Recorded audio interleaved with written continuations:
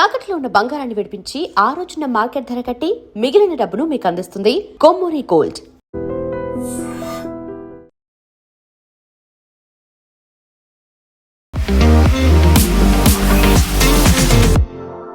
నమస్తే, నేను Kavitha. Welcome to I dream news and నిజాలు. ఇరాన్ మీద అమెరికా, ఇజ్రాయెల్ చేస్తున్నటువంటి దాడులు, యుద్ధం 3వ వారంలోకి కూడా ఎంటర్ అయిపోయింది. వరుసగా 16వ రోజు దాడులు అనేవి కొనసాగుతూ ఉన్నాయి. ఇప్పుడు ఇరాన్ కూడా సరికొత్తగా తన దగ్గరున్నటువంటి అస్త్రాలను ప్రయోగిస్తోంది.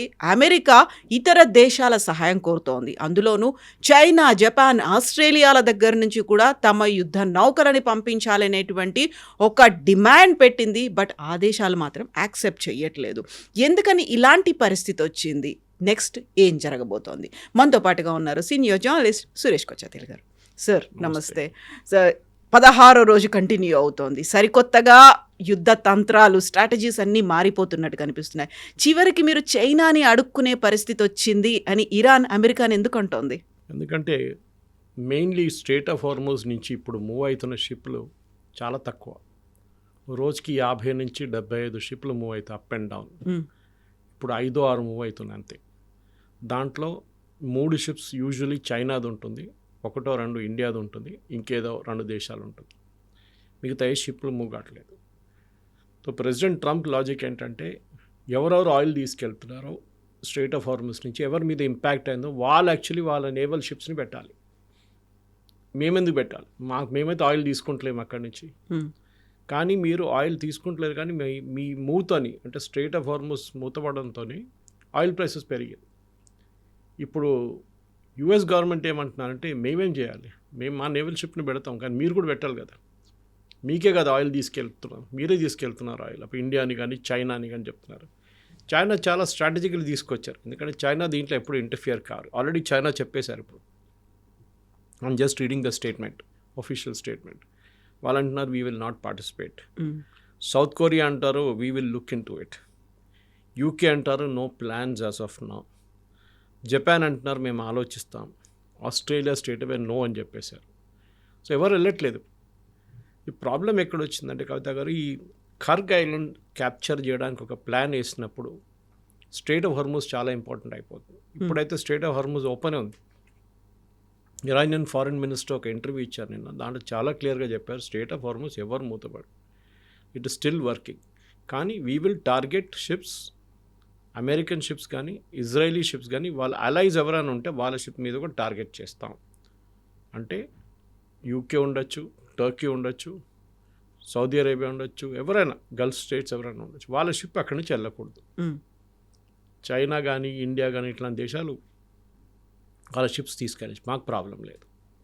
ఈ పరిస్థితుల్లో ట్రంప్కి ఇప్పుడు ఉన్న చాయిస్ చాలా తగ్గిపోయింది.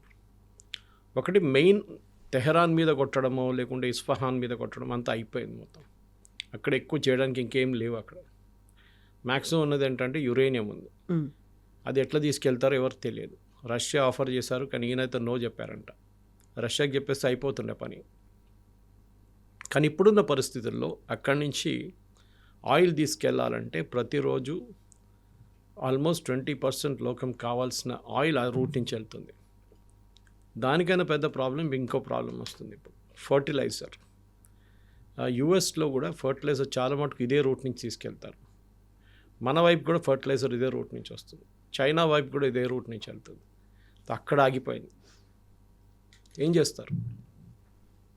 సోయింగ్ సీజన్ పోస్ట్పోన్ చేయాల్సి వస్తుంది యూఎస్లో. మన దగ్గర చేయలేం కదా, ఖరీఫ్ కానీ రబీ కానీ ఒక ప్రాసెస్గా నడుస్తూనే ఉంటుంది మాన్సూన్ మీద. ఆపలేం మనం.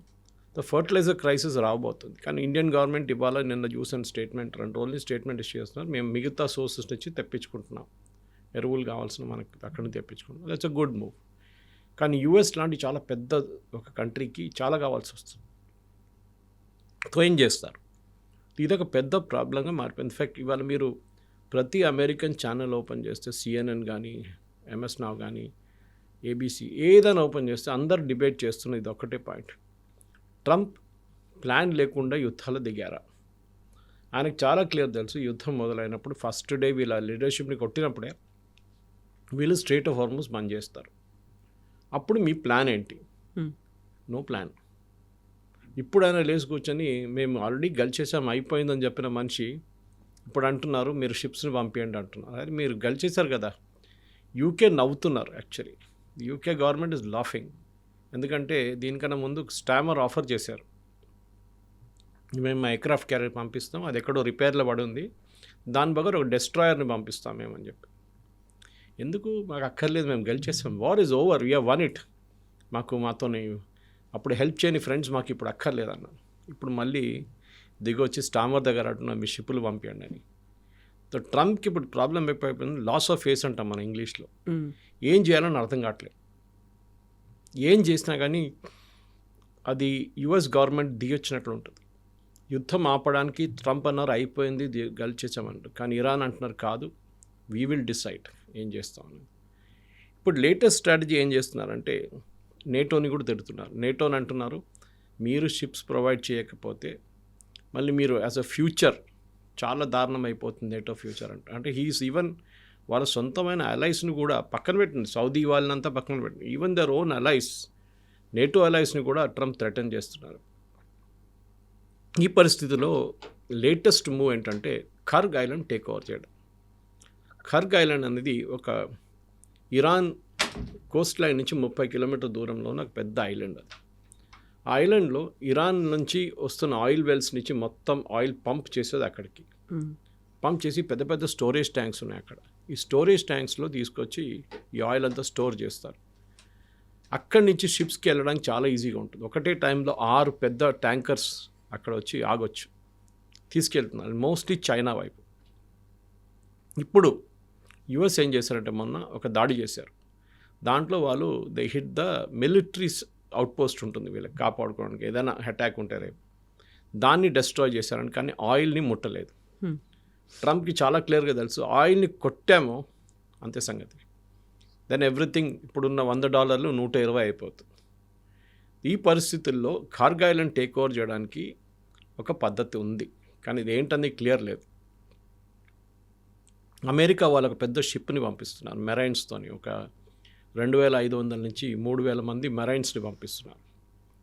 వీరిని బహుశా ఖర్గ్ ఐలాండ్ వైపు తీసుకెళ్తారు. కానీ తీసుకెళ్ళడం అనేది ఏదో మన పెండ్లి భారత్ లాగా తీసుకెళ్ళలేము అది, ఎందుకంటే ఇరానియన్స్ 100% కొడతారు దాన్ని. How will you take them then? మీరు ఎయిర్ డ్రాప్ చేస్తారా, లేకుంటే మీరు ఏదైనా underwater navy seals operation చేస్తారా, ఏదైనా కానీ లేటెస్ట్ స్ట్రాటజీ ఇరాన్ని మనం ఏం చేయలేము, చేసేది ఒక్కటే ఖర్గ్ ఐలాండ్ క్యాప్చర్ చేయడం. ఇరాన్ రెవెన్యూ జీరో అయిపోతుంది. ఇప్పుడు చైనా తీసుకెళ్తున్న ఆయిల్ కూడా ఆగిపోతుంది. అప్పుడు ఏం చేస్తారు? యుఎస్ ఏం మిస్కాల్కులేషన్ చేస్తున్నట్టు కవిత గారు, వీళ్ళు ఆయిల్ తీసుకెళ్ళలేరు ఇరాన్, కరెక్ట్, కానీ మీరు మిగతా ఆయిల్ కూడా అక్కడి నుంచి బయటికి వెళ్ళదు. ఇప్పుడు ఏదో వెళ్తుంది చూడండి, ఇండియా వైపు వెళ్తున్న ఎల్పిజి కానీ క్రూడ్ ఆయిల్ కానీ చైనా వైపు మొత్తం ఆగిపోతుంది కంప్లీట్గా. ఇరాన్ ఏమైపోతుందంటే డెస్పరేట్ సిచ్యువేషన్కి వచ్చేస్తారు. వాళ్ళ దగ్గర ఉన్న మొత్తం ఏమేమి ఆయుధాలను అన్నీ వాడుకుంటారు వాళ్ళు. ఇప్పుడు చూడండి, ఇవాళ పొద్దున యాజ్ వీ స్పీక్ ఒక పొద్దున 5 గంటల 5:30 దానికన్నా ముందు జరిగింది అనుకోండి, ఇండియన్ టైం 5 o'clock ఉండేది. నేను చెక్ చేసినప్పుడు నా ఫోన్ ఇమ్మీడియట్గా నాకు కనిపి దుబాయ్ ఎయిర్పోర్ట్లో ఉన్న పెద్ద ట్యాంకర్స్ని కొట్టారు వీళ్ళు, ఆయిల్ ట్యాంకర్స్. ఎగ్జాక్ట్లీ ఆ రన్వే అంతా కూడా యుద్ధ పరిస్థితుల్లో ఉంది అని ఫ్లైట్స్ క్యాన్సిల్ అయిపోయినాయి. Even air India's cancel the latest flight to Dubai. ఆలోచించండి, ఇంత పాపులర్గా ఉన్న ప్లేస్ దుబాయ్ లాంటి ప్లేస్, ఎక్స్పాట్రియేట్స్ లోకంలో ప్రతి దేశం నుంచి అక్కడ వచ్చి ఉంటారు. 2-3 అట్రాక్షన్స్ ఉన్నాయి. ఒకటి, కంపెనీకి కార్పొరేట్ ట్యాక్స్ లేదు, ఇండివిజువల్స్కి ఇన్కమ్ ట్యాక్స్ లేదు. సో చాలామంది వచ్చి అక్కడ ఉంటారు. లైఫ్ స్టైల్ చాలా మటుకు ఒక యూరోపియన్ సిటీ లాగా ఉంటుంది, యూరోపియన్ కంట్రీ లాగా ఉంటుంది. ఆ పరిస్థితి నుంచి నిన్న కూడా నేను మాట్లాడుతూ, కొంతమంది మా తెలిసిన ఫ్రెండ్స్ లండన్లో ఉన్నారు, వాళ్ళతో మాట్లాడుతూ వాళ్ళు కూడా ఇదే అన్నారు, మా కంపెనీ నుంచి అక్కడ వెళ్ళినవారు అంతా తిరిగి వస్తున్నారు, లేకుంటే పక్కన ఉన్న ఈజిప్ట్ కానీ జార్డన్కి రీలొకేట్ చేస్తున్నారు. ఈ పరిస్థితికి వచ్చేసారు, ఎందుకంటే అదొక కమర్షియల్ క్యాపిటల్గా ఉండే దుబాయ్ని, దాన్ని మొత్తం ధ్వంసం చేస్తారు. ఇప్పుడు ఈ ఇరానియన్ మిస్అడ్వెంచర్తో ట్రంప్కి ఇరాన్ అయితే ధ్వంసం అయింది అనుకోండి, they are ready to fight. వాళ్ళకు ఒక ఎక్సిస్టెన్షియల్ క్రైసిస్ ఒకటి ఉంది. బహుశా దీనికన్నా ముందు కూడా మనం మాట్లాడుతామని చెప్పాను, ఇది ఒక హిస్టరీ ఉంది, దీనంట ఒక పెద్ద హిస్టరీ ఉంది ఇరాన్ది. ఇరాన్ ఎప్పుడు ఎవరు నో ఏం చెప్తారు, మన దగ్గర ఉన్న యూకే కానీ ఫ్రాన్స్ కానీ డచ్ కానీ పోర్చుగీస్ కానీ వీళ్ళెవరు రూల్ చేయలేదు. యా ఇప్పుడు ఎవరైతే మన భారతదేశాన్ని అదర్ కంట్రీస్ని రూల్ చేసినటువంటి కంట్రీస్ ఉన్నాయో వాళ్ళు ఎవరు దాన్ని ఇరాన్ని టేక్ ఓవర్ చేసుకోలేదు ఇప్పటిదాకా. కరెక్ట్. మనం చెప్పాలంటే మన దగ్గర Ceylon, Burma, India, Indonesia, Malaysia, Philippines అన్ని రాజ్యాలు అప్ టు కంబోడియా దాకా completely under British rule, Portuguese or Dutch. మీరు ఇటువైపు వస్తే మిడిల్ ఈస్ట్లో కూడా అంతే. కానీ ఒక్క దేశం మాత్రం ఎవరు ఇవాళ దాకా అక్కడ వచ్చి కాన్కర్ చేసి వాళ్ళ మీద రాజ్యం చేయలేకపోయారు, దట్ ఈస్ ఇరాన్. సో అట్లాంటి వాళ్ళని మీరు అండర్ ఎస్టిమేట్ చేశారు. They are fighting for their religion. చాలా పెద్ద డిఫరెన్స్ ఉంది దీంట్లో. ఇప్పుడు మనం అనుకుంటే అది ఇరాన్లో ఒక్కటే ఆగిపోతుంది అని. ఇప్పుడు చూడండి, నిన్నటి నుంచి అది ఇరాక్కి మూవ్ అయింది. అది ఇరాక్లో పాపులేషన్, షియా పాపులేషన్ ఎక్కువ షియా సున్నీస్ కన్నా. But Saddam Hussain minority community నుంచి వచ్చి కూడా ఆయన ఆ దేశం పరిపాలించారు చాలా సంవత్సరాలు. ఇన్ఫ్యాక్ట్ సద్దాం హుస్సేన్ని కిందకి దింపడానికి షియాల్ని వాడుకున్నారు ముందు యుఎస్ గవర్నమెంట్. ఈవెన్ ఇరాన్ మీద దాడి చేసినప్పుడు సద్దాం హుస్సేన్ సపోర్ట్ చేసినారు గల్ఫ్ నేషన్స్. ఆలోచించు, ఫస్ట్ టైం కాదు ఇదంతా జరిగేది. స్ట్రైట్ ఆఫ్ హార్మూజ్ దీనికన్నా ముందు కూడా మూతపడ్డది. అప్పుడు గల్ఫ్ నేషన్స్ అందరూ సద్దాం హుస్సేన్ సపోర్ట్ చేశారు. ఇప్పుడు సిచ్యువేషన్ మారిపోయింది. Shoes on the other foot అంటారు ఇంగ్లీష్లో. ఇప్పుడు ఇరాన్ వ్యతిరేకంగా వీళ్ళందరూ పనిచేస్తున్నారు. దానికోసం వీళ్ళ మీద దాడి చేస్తున్నారు. ఈవెన్ ఎస్టర్డే జెలెన్స్కీ ఒక స్టేట్మెంట్ చేశాడు. ఈ టిపికల్ పిచ్చోడు ఆయన. ఏంటంటే మమ్మల్ని వీళ్ళందరూ అడిగారు డ్రోన్లు ఎట్లా ఆపాలని చెప్పి, మా దగ్గర చాలా పెద్ద టెక్నాలజీ ఉంది, మేము అందరిని పంపిస్తాం అక్కడ అనగానే ఇమ్మీడియట్లీ ఇరానియన్ ఫారెన్ మినిస్టర్ అన్నారు, యు ఆర్ నెక్స్ట్ టార్గెట్. మీరు కూడా దిగారు, మిమ్మల్ని కూడా కొడతాం, యుక్రెయిన్ కూడా మేము కొడతాం. పుటిన్ చాలా హ్యాపీగా ఉంటారు ఇప్పుడు. అవును, ఎందుకంటే నేను ఆఫీస్కి వచ్చి వీళ్ళు కొట్టేసుకుంటారని చెప్పేసి. ఎగ్జాక్ట్లీ, మాకు కావాల్సిన డబ్బు కనుక మీరు సహాయం చేసినట్టయితే we are ready to serve you. The Kharg island is going to be the crucial thing next 2 days. ఈ యుఎస్ షిప్ ఎక్కడో శ్రీలంక దగ్గర ఉంది ఇప్పుడు. It is coming from that part. అది ఏ రోజు చేరుకుంటుందో అక్కడి నుంచి నెక్స్ట్ కౌంట్ డౌన్ మొదలవుతుంది. ఎందుకంటే ఎక్కువ రోజులు పోస్ట్పోన్ చేయలేము. ఏది మన స్ట్రైట్ ఆఫ్ హార్మూజ్. వీళ్ళ దగ్గర నుంచి పైప్ లైన్స్తో సహా వీళ్ళు మిగతా పంపిస్తున్నారు, కానీ అది అంత వర్కౌట్ కావట్లేదు. They have to open it. మీరు చూడండి, భారతదేశానికి కావాల్సిన ఆల్మోస్ట్ మనకు కావాల్సిన 60-70% మన ఎల్పిజి అక్కడి నుంచి వస్తుంది, సిఎన్జి అక్కడి నుంచి వస్తుంది, క్రూడ్ ఆయిల్ అక్కడి నుంచి వస్తుంది. సో మనకి డిస్టెన్స్ వైజ్ చాలా తక్కువ. 3-4 రోజుల్లో we will reach Kandla, Mumbai, Mangalore ఇంకొక ఎక్స్ట్రా డే పెట్టుకోండి. అట్లాంటి పరిస్థితిలో ఉన్నాం మనం.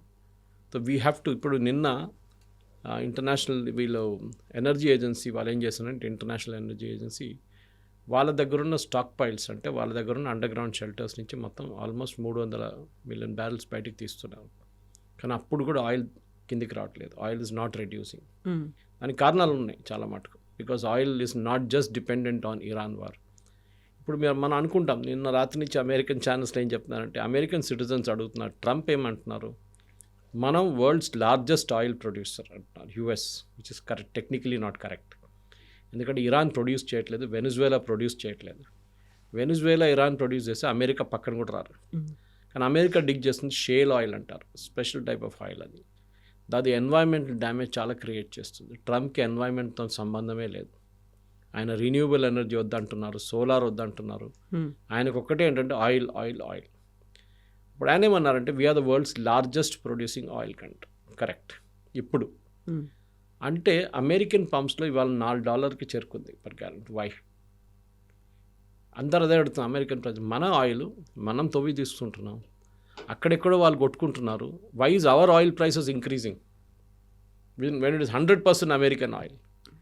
ద ప్రాబ్లం ఏంటంటే, ఆయిల్ అనేది ఇంటర్నేషనల్ లెవెల్లో డిసైడ్ అవుతుంది. మీరు యూఎస్లో కూర్చొని మా ఆయిల్ $60 ఉంటుందని చెప్పి, దుబాయ్ క్రూడ్ ఏమో 80 నడుస్తుంది, బ్రిటిష్ క్రూడ్ ఏమో 90 నడుస్తుంటే మేము 60కి అమ్ముకుంటాం చెప్పలేము. It will be a standard rate across.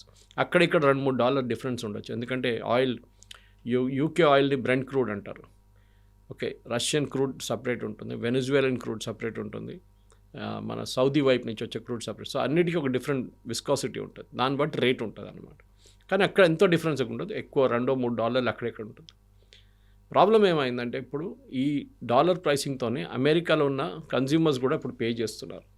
So Trump మనకు స్టేట్మెంట్ ఇచ్చారు and that has become very controversial. Oil prices పెరిగితే ఏమవుతుంది, మంచిదే కదా, డబ్బులు వస్తాయి, మనకి డబ్బులు వస్తాయి, మనకి డబ్బులు వస్తాయి, మనకి ఎవరు, ఆయిల్ కంపెనీస్. ఈ సెట్ అది మేడ్ అ బ్లండర్ యాక్చువల్లీ. మనకి డబ్బులు వచ్చాయని ఆయిల్ కంపెనీ స్టేట్మెంట్ అది, అండ్ ట్రంప్ చెప్పారు ఆ స్టేట్మెంట్. కానీ మీ ప్రజలు ఎక్కువ డబ్బులు కడుతున్నారు కదా, అది మీరు ఆలోచించట్లేదు. అనదర్ థింగ్ కవిత గారు, చాలా ఇంట్రెస్టింగ్ జియో పాలిటిక్స్లో ఇస్ ఆయిల్ ప్రైస్ పేమెంట్స్ అంతా డాలర్లు చేస్తారు except for Iran and Russia. ఇప్పుడు అమెరికా ఈ డాలర్ మీదే బతుకుతారు. పర్ డే ఆలోచించండి, 5 మిలియన్ బ్యారెల్స్ తీసుకెళ్తారు, multiplied by the number of dollars ఎంత అవుతుంది, అట్లాంటి 70 షిప్పులు పోతుంది, సిఎన్జి తీసుకెళ్తారు, LPG, huge amount of dollar transactions. Dollar దాని మీద బతుకుతున్నారు.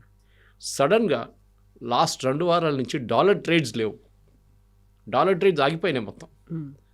ఆయిల్ మూవ్ కావట్లేదు. So why should anybody pay? మనం ఎందుకు పే చేస్తాం? మనం కొన్ని తీసుకెళ్తున్నాం, పే చేస్తాం. చైనా తీసుకెళ్తున్నాం, వాళ్ళు పే చేస్తారు, కానీ వాళ్ళు ఇరాన్కి డాలర్లో పే చేయలేరు. So they are paying by some other method. మనకు తెలియదు ఏం మెథడ్, ఆయుధాలు ఇస్తున్నారో లేకుంటే ఏదైనా ఇస్తున్నారో తెలియదు మనకి. గ్రెయిన్స్ ఆగిపోయినాయి. ఇప్పుడు ఇన్వర్డ్ షిప్పింగ్ కూడా ఆగిపోయింది చాలా మటుకు. ఆయిల్ ఒకటే కాదు బయటికి వెళ్ళేది, స్ట్రైట్ ఆఫ్ హార్మూజ్ నుంచి వీళ్ళకి కావాల్సిన ధాన్యాలు, వీళ్ళకి కావాల్సిన వెజిటబుల్స్, వీళ్ళకి కావాల్సిన ఫ్రూట్స్ చాలా మటుకు వీళ్ళకి కావాల్సి ఉంటుంది. వీట్ ఉంటుంది, రైస్ ఉంటుంది, చాలా ఉన్నాయి. అది ఏమి ఇప్పుడు వెళ్ళట్లేదు. సో గల్ఫ్ టెక్నికలీ ఒక ఫుడ్ షార్టేజ్, వాళ్ళు రియలీ చూస్తున్న ఫుడ్ షార్టేజ్ బహుశా ఇంకో 2 వారాలు రావచ్చు అక్కడ. అప్పుడేమవుతుంది, అక్కడున్న ప్రజలు ఏం చేస్తారు, మీరు మ్యాక్సిమం మీరు ఫ్రైట్ కార్గోలో మీరు వెజిటబుల్స్, ఫ్రూట్స్ తెచ్చుకోవచ్చు. మిగతా ఏం చేస్తారు? మీ దగ్గర పాపులేషన్ ఉందిగా, మీ పాపులేషన్ కన్నా ఎక్కువ ఎక్స్పాట్రియేట్ పాపులేషన్. ఇప్పుడు ఇవాళ ఈద్, నెక్స్ట్ వీక్ ఈద్ వచ్చేస్తుంది. ఈ వీక్ వాళ్ళ 1 వీక్ హాలిడే ఉంది అక్కడ, ఆల్మోస్ట్ 4 days అనుకోండి మినిమం. 4 days వాళ్ళలో చాలామంది ఇక్కడి నుంచి వెళ్ళిపోయాలంటే వాళ్ళందరూ అక్కడే ఉండిపోయారు. వాళ్ళకి ఎవరు తిండి పెడతారు? So the Kingdom, the GCC వాళ్ళ దగ్గర పెద్ద ఒక క్రైసిస్ వాళ్ళు ఫేస్ చేస్తున్నారు. ఒకవైపు ఆయిల్ బయటికి వెళ్ళట్లేదు, వాళ్ళ రెవెన్యూ ఆగిపోయింది. రెండవది వాళ్ళకి ఇన్కమింగ్ కావాల్సిన షిప్లు కూడా రావట్లేదు. ఇప్పుడు సౌదీ అరేబియా చూడండి, యూఏఈ చూడండి, కువైత్, బహ్రెయిన్, ఒమాన్, ఖత్తర్, వీళ్ళందరూ ఖత్తర్ గ్యాస్ మొత్తం ఆగిపోయింది కంప్లీట్గా. ఇప్పుడు వాళ్ళు ఏం చేస్తున్నారంటే వాళ్ళ దగ్గర ఉన్న సేవింగ్స్ని వాళ్ళు బయటకు తీస్తున్నారు. మన టిపికల్ ఇల్లు ఎట్లా నడిపిస్తాం అట్లనే, ఇన్కమ్ ఆగిపోతే మన దగ్గర ఉన్న సేవింగ్స్ వాడుకుంటాం మనం. ఇప్పుడు అదే చేస్తున్నారు. యూఏఈలో అక్కడి నుంచి ఎక్స్పాట్రియేట్స్ చాలామంది పారిపోయారు. వాళ్ళు హెచ్ఎస్బీసీ లాంటి కంపెనీస్ వర్క్ ఫ్రమ్ హోమ్ పెట్టారు, ఎందుకంటే అమెరికన్ కంపెనీస్ మీద టార్గెట్ చేస్తున్నారు. చూడండి, ఈ చిన్న ఒక యుద్ధం బేసిక్ ఇరాన్ మీద దాడి చేసి ఇరాన్లో ఉన్న ప్రజల్ని అక్కడ రోడ్డు మీదకి తీసుకొచ్చి ఒక రెవల్యూషన్, రెజీమ్ చేంజ్ మార్చుతారనుకున్న ట్రంప్ అది ఎక్కడెక్కడికో వెళ్ళిపోయింది చూడండి. ఎగ్జాక్ట్లీ. ఇప్పుడు హాస్టల్స్ కావచ్చు, కర్రీ పాయింట్స్ కావచ్చు, హోటల్స్, రెస్టారెంట్స్, వీటన్నిటిలో కూడా అన్నీ కట్ డౌన్ చేస్తున్నారు, షార్ట్ చేశారు, మెన్యూ అనేది తగ్గిపోయింది అనుకున్నప్పుడు సాఫ్ట్వేర్ కంపెనీలు లంచ్ ప్రొవైడ్ చేసేవి కూడా మేము ప్రొవైడ్ చేయలేము, మీరే ఇళ్లలోంచి తెచ్చుకోండి, bring your own food. Exactly. ఇలాంటి పరిస్థితి వచ్చినప్పుడు మన దగ్గర ఒక క్రైసిస్ అనేది ఏర్పడింది. మరి మనం కూడా ఇంటర్వ్యూన్ అవ్వాల్సినటువంటి అవసరం ఉంది కదా, మాట్లాడాల్సినటువంటి పరిస్థితులనే వచ్చాయి. ఎవ్వరు వినరు. ఇరాన్ అంటారు మీకు కావాల్సిన ఆయిల్ తీసుకెళ్ళండి, సౌదీ అరేబియా దగ్గర నుంచో ఖతార్ దగ్గర నుంచి ఎవరి దగ్గర తీసుకెళ్ళండి, మీరు ఇక్కడ నిలబడి మా దగ్గర డిబేట్ చేయకండి, ఇది మా గొడవ, మేము కొట్టుకుంటాం. You want gas, you want LPG, you want CNG, you want crude oil, take it and go. మేము మిమ్మల్ని ఫ్రీగా అలౌ చేస్తున్నాం, మీ షిప్స్ని ఆపట్లేదు. కానీ దాని నడిమిట్లో వచ్చి మాకు ఇది చేయండి, అది చేయండి. చూడండి, నిన్న సిలిండర్ బుకింగ్ 88 లక్షల నుంచి 71 లక్షలు పడిపోయింది. ఇవాళ 60 లక్షలకు వచ్చేస్తుంది. Average refill in day is 60 odd lakhs. అది అచీవ్ అయిపోతుంది. ఇంకొక 2-3 రోజులు ఇంకా ఆ డిమాండ్ కూడా పడిపోతుంది. ఇప్పుడు ఎల్పిజి డీలర్స్ ఏమంటున్నారంటే కొన్ని ఇంట్లోకి వాళ్ళు సిలిండర్ తీసుకెళ్తే వాళ్ళ సిలిండర్ ఖాళీ కాలేదంట, ఇంకా ఫస్ట్ సిలిండరే. చాలా మంది దగ్గర సెకండ్ సిలిండర్ లేవు, భయంతో ముందే అడ్వాన్స్ బుక్ చేసి పెట్టుకున్నారు. చాలా మంది సెకండ్ సిలిండర్ పెట్టుకోలేదు ఇంట్లో. ఇప్పుడు వాళ్ళకి అర్థమవుతుంది సెకండ్ సిలిండర్ కూడా తీసుకో బాగుంటుండే అని, because legally you are allowed to keep second cylinder. ఆ పరిస్థితిలో సెకండ్ సిలిండర్ తీసుకోలేదు. ఇప్పుడు గ్యాస్ తీసుకొచ్చిన ఏమంటారు, అరే ఇవాళ ఇంకా ఖాళీ బాబు 3 రోజుల తర్వాత అంట, వాళ్ళు క్యాన్సిల్ చేస్తారు. క్యాన్సిల్ చేసి మళ్ళీ రీబుక్ చేయాల్సి వస్తుంది. మీరు రీబుక్ చేయలేరు, ఎందుకంటే టెక్నికలీ మళ్ళీ 20 days తర్వాత మీరు చేయొచ్చు, 25 days తర్వాత. అదే క్రైసిస్ క్రియేట్, ఒట్టిగా ఆర్టిఫిషియల్ క్రైసిస్ క్రియేట్ చేశారు. ఎందుకంటే ఒక్కసారి డొమెస్టిక్ డిమాండ్ తగ్గిపోతే కమర్షియల్ సిలిండర్స్ మొదలు పెట్టవచ్చు. ఇప్పుడు గవర్నమెంట్ కూడా ఏమంటున్నారంటే కొత్త రూల్లో మన దగ్గర పైప్డ్ గ్యాస్ కనెక్షన్స్ ఉన్నాయి. ఈ గేటెడ్ కమ్యూనిటీస్ కానీ పెద్ద పెద్ద అపార్ట్మెంట్స్, పెబుల్ సిటీ లాంటి ప్లేసెస్లో చాలా మటుకు, గచ్చిబౌలి వైపు చాలా మటుకు అపార్ట్మెంట్స్లో, మై హోమ్ భూజ్ అట్లాంటి వాళ్ళందరూ పైప్ గ్యాస్ యూజ్ చేస్తారు. కానీ వీళ్ళు ఏం చేస్తారంటే పైప్ గ్యాస్ యూజ్ చేసి కూడా ఇంట్లో సిలిండర్ పెట్టుకుంటారు. అది ఇల్లీగల్. ఇప్పుడు కెరసిన్ తీసుకున్న వాళ్ళకి ఎల్పిజి ఇచ్చినప్పుడు కెరసిన్ బంద్ చేసేసారు, కార్డుని ఇచ్చి కొట్టేశారు.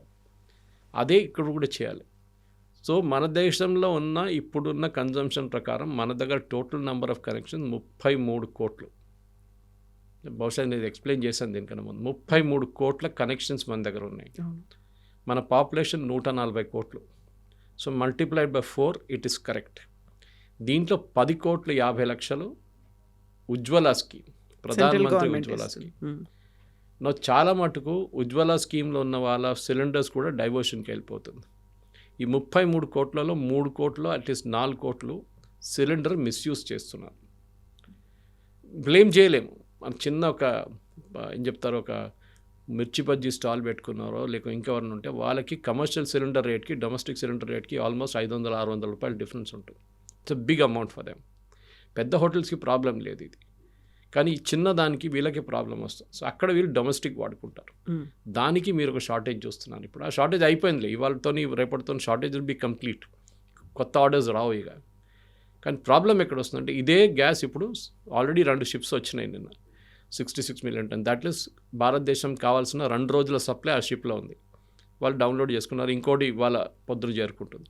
సో మనకి ఇప్పటి నుంచి రెగ్యులర్ సప్లైస్ వస్తుంది, కమర్షియల్ ఒక నార్మల్ మోడ్కి వచ్చేస్తుంది. కానీ కవిత గారు, మనం కోవిడ్ తర్వాత కొన్ని లెసన్స్ నేర్చుకున్నాం.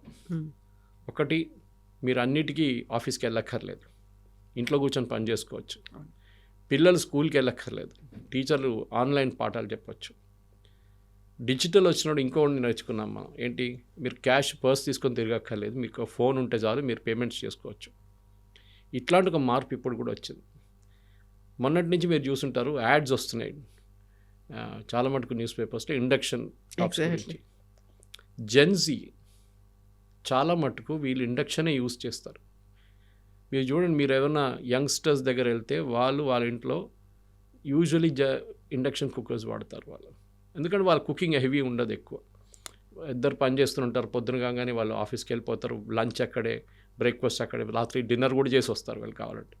కుకింగ్ ఇంట్లో చాలా తక్కువ ఉంటుంది, ఉన్నది కూడా పైప్ గ్యాస్ ఉంటుంది వాళ్ళకి. సో మన దగ్గర ఒక కల్చర్ మారబోతుంది ఇప్పటి నుంచి. చూడండి, ఇప్పుడు నిన్న కేరళలో చూశాను ఒక యూనిక్ ఫైర్వుడ్ కిచెన్ స్టార్ట్ చేశారు వాళ్ళు. చాలా సంవత్సరాలు నడిపిస్తున్నారంటే వాళ్ళకి ప్రాబ్లం లేదు. ఇప్పుడు స్టీమ్ కుకింగ్ నేర్చుకుంటారు. స్టీమ్ కుకింగ్ పెద్ద పెద్ద కమర్షియల్ అవుట్లెట్స్లో, పెద్ద పెద్ద కంపెనీల్లో 400, 500, 1000 మంది ఎంప్లాయీస్ ఉన్న దాంట్లో క్యాంటీన్స్లో they will have to use steam cooking. మన అక్షయ పాత్రకి వెళ్తే అక్కడ కూడా వాళ్ళు అదే చేస్తారు. సో మనం అది నేర్చుకోవాల్సి వస్తుంది, ఒక మార్పు తీసుకురావాలి. ఎందుకంటే మనం ఎప్పుడో ఈ గల్ఫ్ ఆయిల్ మీద మనం డిపెండ్ కాకూడదు. This is a lesson we should learn. దీనికన్నా ముందు సదాం హుసేన్ ఇరాక్ కాన్కర్ చేసినప్పుడు, ఇరాక్ మీద దాడి చేసినప్పుడు కూడా ఇదే జరిగింది. మన ఎంటైర్ ఎలక్ట్రికల్, మన ఇండియన్ రైల్వేస్లో ఉన్న డీజిల్ లోకోమోటివ్ మొత్తం ఎలక్ట్రికల్ చేసేసాం మనం 100%. ఎంత పెద్ద సేవింగ్స్ అనుకోండి అక్కడ. అట్లాంటి మార్పులు తీసుకురా. ఇప్పుడు రేవంత్ రెడ్డి గారు మన ఆర్డర్ ఇచ్చారు, ఇప్పటి నుంచి తెలంగాణ గవర్నమెంట్ కొనబోయే వాళ్ళ ఒఫీషియల్ వెహికల్స్, అది బస్సెస్ ఉండొచ్చు, కార్లు ఉండొచ్చు, విల్ బి ఓన్లీ ఎలక్ట్రిక్. నిన్ననే నేను ఒక ఎమ్మెల్యే గారిని కలిశాను. ఆయన ఎలక్ట్రిక్ దీని గురించి మాట్లాడుతున్నారు, సోలార్ గురించి మాట్లాడుతున్నారు, పెద్ద పెద్ద ప్రాజెక్ట్స్ గురించి. Big thing. ఎందుకంటే మన దగ్గర అన్నిటికంటే ఎక్సెస్ ఉన్నది ఇది, సన్లైట్. యూకే నుంచి, యూఎస్ నుంచి మా ఫ్రెండ్స్ వస్తారు, యూకే నుంచి స్పెషల్లీ. వాళ్ళు వచ్చినప్పుడు బయట వెళ్ళి కూర్చుంటాడు చైర్ వేసుకుని. ఏంటంటే ఎండ వస్తుంది కదా ఇక్కడ, మాకు ఎండ అనేది కనిపించదు అక్కడ. సో ఐ థింక్ ఒక కల్చర్ తీసుకురావాల్సి వస్తుంది. మనం ఈ యుద్ధాన్ని పక్కన పెడదాం, కానీ ఒక మార్పు డెఫినెట్గా వస్తుంది. యాజ్ వీ డిడ్ చేంజెస్ డిజిటల్లో, జూమ్ కాల్స్ కానీ, దాంట్లో డిజిటల్ ఎడ్యుకేషన్లో, ఇప్పుడు కుకింగ్లో కూడా ఒక మార్పు వస్తుంది. ప్రజలు మార్పు కోరుకుంటారు, ఫస్ట్ కష్టాలు పడతారు, ఆ తర్వాత ఆల్టర్నేట్స్ ఏమున్నాయనేది వెతుక్కుంటారు. బట్ గవర్నమెంట్ కావాల్సినటువంటి, తీసుకోవాల్సినటువంటి జాగ్రత్తల గురించి ముందే చెప్పిందా? రావాల్సినటువంటి మార్పుల గురించి ఒక అవేర్నెస్, ఒక క్యాంపెయిన్ లాగా గవర్నమెంట్ చేస్తోందా? ఎక్కడ తప్పు ఎక్కడ జరిగిందంటే ప్యానిక్ బయింగ్లోనే ఉండేది అంతా. మనం చూస్తున్నాం చూడండి, ఫస్ట్ డే 1 కోటి బుకింగ్స్కి వెళ్ళిపోయింది, 1 crore బుకింగ్స్. యావరేజ్ బుకింగ్స్ ఏమో 60 లక్షలు పర్ డే, 50 లక్షలు. 50 లక్షల నుంచి సడన్గా you have gone to 1 crore. అప్పుడు ఏమవుతుంది, మార్కెట్లో వచ్చే మీ దగ్గర ఉన్న సిలిండర్ కూడా సరిపోదు. వీళ్ళు వెళ్ళి లైన్ కట్టేసుకుంటున్నారు బయట. ఎందుకు? మీ ఇంట్లో గ్యాస్ లేదా? ఉంది. ఏంటంటే వాళ్ళకి భయం, అది అయిపోతే మేమేం చేయాలని. ఏం భయం లేదు. ఇప్పుడు చూడండి, మా ఫ్రెండ్స్ నిన్న కూడా బుక్ చేసిన వాళ్ళు ఇవాళ పొద్దున మెసేజ్ పెట్టారు. అన్ని వాట్సాప్ గ్రూప్లో చాలా కాన్వర్జేషన్స్ ఇదే నడుస్తుంది. చూడండి, నేను బుక్ చేశాను, నాకు ఇవాళ గ్యాస్ వచ్చేసింది. Maybe they are pro Modi, చెప్పలేము. కానీ వాళ్ళకి ఇమేజ్ తీసుకొస్తున్నారు. దట్ ప్యానిక్ బుకింగ్ అనేది అయిపోయింది, ఆ ఫేజ్ అయిపోయింది. మన దగ్గర గవర్నమెంట్ ఏం చేస్తే మీకు గుర్తుంటుంది, ఈ యుద్ధం మొదలైనప్పుడే మన దగ్గర ఉన్న ఎల్పిజి సప్లైస్ని 25% పెంచారు. First day 1 strait of Hormuz బంద్ చేసిన, టెక్నికలీ క్లోజ్ అయిన రోజు 25% పెంచడం అంటే చాలా పెద్ద నంబర్. అది ప్రొపైన్ బ్యూటైన్ వాడాం, దాని నుంచి కూడా మీరు ఎల్పిజి తయారు చేసుకోవచ్చు. మన దేశంలో ఏంటంటే ఇప్పుడు జరగాల్సింది నెక్స్ట్ రెవల్యూషన్, కవిత గారు, దీని నుంచి బయటికి రాబోతుంది. You have to go in to pipe natural gas. అది ఎందుకంటే మా ఇంటి దగ్గర నుంచి అల్వాల్లో భాగ్యనగర్ గ్యాస్ వల్ల పైప్ వెళ్తుంది అండర్ గ్రౌండ్గా, ఇక్కడ సిటీ ఇటువైపు కూడా వస్తుంది. కానీ మా దగ్గర ఇవ్వలేదు వాళ్ళు కనెక్షన్స్. ఎందుకు? అదే అర్థం కావట్లేదు. సో ఆ గవర్నమెంట్ అగ్రెసివ్గా వీళ్ళని పుష్ చేయాల్సి వస్తుంది. మనం ఈ సిఎన్జి ఉన్న స్టేషన్స్, నిన్న పెట్రోల్ బంక్ స్టేషన్స్ నేను చూశాను, 2-3 వ్యాన్స్ రెడీగా పెట్టుకున్నారు వాళ్ళు. సిఎన్జి ఫిల్ చేసిన వ్యాన్స్ రీఫిల్ చేస్తూనే వెళ్తున్నారు వాళ్ళు. సో ఆటో వాళ్ళది లైన్స్ కూడా ఇప్పుడు తగ్గిపోయింది చాలా మటుకు, కార్ వాళ్ళది కూడా తగ్గిపోయింది. మన దగ్గర ఉన్న యాటిట్యూడ్ ఆఫ్ ప్యానిక్ బయింగ్ ఆగాల్సింది. రెండవది, ఈ క్రైసిస్ నుంచి నేర్చుకోవాల్సింది చాలా. మీరు రూరల్ ఏరియాస్లో ఎక్కువ మార్చలేరు. రూరల్ ఏరియాస్ కానివ్వండి, ఈవెన్ ఏం చెప్తారు, లోవర్ మిడిల్ క్లాస్ లెవెల్లో మీరు వాళ్ళని ఇండక్షన్ అని చెప్పలేము. ఇండక్షన్కి ఇంకో డిసడ్వాంటేజ్ ఏంటంటే, నేను ఇవాళ చూసాను 2 స్టవ్లు ఉన్న ఇండక్షన్ కూడా వస్తున్నాయి ఇప్పుడు. మన దాంట్లో 4 స్టవ్లు పెట్టుకొని 4 దానిపైన డిఫరెంట్ వండుకుంటాం మనం. హౌస్ వైఫ్స్ our homemakers are very smart. So that is the point. So ఇప్పుడు జరుగుతున్న దానికి గవర్నమెంట్ ఎస్, కానీ క్రైసిస్ ఎక్కడ వచ్చిందంటే సడన్గా మీరు కూడా ఆలోచించి, మీ దగ్గర 50 లక్షల డిమాండ్ పర్ డే ఉన్నదా, మీ సిలిండర్ కూడా 50 లక్షలు పెట్టుకుంటారు మీరు. సడన్గా 1 కోటి నంబర్ బుకింగ్స్ వస్తే ప్రతిరోజు, ఫస్ట్ డే 50 days 50 బ్యాక్లాగ్ వచ్చేస్తుంది 50 లక్షలు. రెండవ రోజుకి వచ్చే 40 లక్షలు బ్యాక్లాగ్ వచ్చేస్తుంది. మూడో రోజుకి వచ్చే 80 లక్షలు ఇంకోటి. అది కంటిన్యూస్గా మీ దగ్గర ఆల్మోస్ట్ 2 కోట్ల బ్యాక్లాగ్ వచ్చేస్తుంది. సో న్యాచురలీ ఆ 2 రోజులు సప్లై చేసే సిలిండర్ 5 రోజులు సప్లై అవుతుంది. ఇదే జరిగింది. కానీ now they overcome very well. I think మెచ్చుకోవాలి వీళ్ళని, that the planning has been good. Panic situation మనమే క్రియేట్ చేసాం అక్కడ వెళ్ళి. ఇంకా yes, commercial cylinder there is a lot to catch up.